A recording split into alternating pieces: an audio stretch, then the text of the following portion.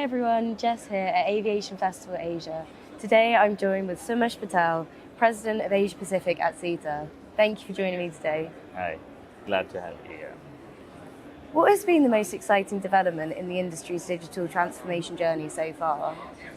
I would say we are now seeing the aviation industry completely changing. So the passenger needs are changing, the passenger profiles are new. So now we have Gen Z who don't want to even talk to anyone and have a walkthrough experience when they go through the airport. And at the same time, we have aged passengers also growing. So if you just look at between 21 and 22, it's gone up almost by 10 percentage points. So in 2021, the aged passenger 57 and above were about 25. Now it's gone to about 35 in terms of passenger numbers. So, the airports will need to then take care of both sides of passengers. Wonderful. And we spoke just quickly about change here. How do you think the pandemic changed the relationship between various industry stakeholders? So I would say before the pandemics, you would generally see the airlines and airports generally competing and having different approaches in terms of their IT needs. But that has completely changed after the pandemic. So now they collaborate much better. And not only the airline and airports, but even governments. So for example, if there's a health requirement, it affects airlines, it affects airports, also a government requirement.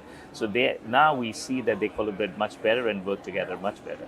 That's fantastic, because I think famously the industry's been fairly siloed between airlines and airports. So if something can facilitate the connection between those two, that's... Even to a step further, like for example, now, we are seeing the new biometric technology at all airports, right? So we work with Beijing Airport, Thailand Airport, US Airport, so many other airports. And this technology can only be real if we have all the stakeholders working together. So for example, airlines, airports, and governments. And that is really helping because it's really real now. Fantastic. And so as we look into post-pandemic world, as the APAC region resumes international travel, what is one key lesson learned from the last few years that we must take forward? I would say again, I would stress on collaboration. So one key lesson is that how can all the stakeholders work better together? And the other key lesson is, and learning from our colleagues or our industry partners in Europe, is how do we prepare better, right? So Europe was the first one to start the recovery much faster than any other part of the world. And they did face challenge of people, they faced challenge of resources, the airport requirement, IT. So, but on the positive side, we saw that gave a bit of more breathing space for the airlines and airports in Asia. And they are much better prepared to deal with the requirement of, be it the baggage requirement, or be it the passenger travel requirement, the health requirements, to deal with it much better. Great. And looking forwards, what are the megatrends that you can expect to impact the industry in the next 2 to 3 years? So SITA came out with a report on Meet the Megatrends, and it looks at 12 different megatrends. And I would maybe touch upon few. So one being in terms of the different profile of travelers. So we did speak about the Gen Z and millennials versus the aged traveler. So how do we cater for the requirement of all in terms of giving the better service? The other one which we feel is also in terms of looking at eVTOL in terms of electric taxis, which are going to be real. The third portion, which we say, which is going to be, is the change in terms of the profile of the people, right? The airport. So now, with the staff which were laid off or went away from the aviation industry during pandemic, it's really hard to bring them back.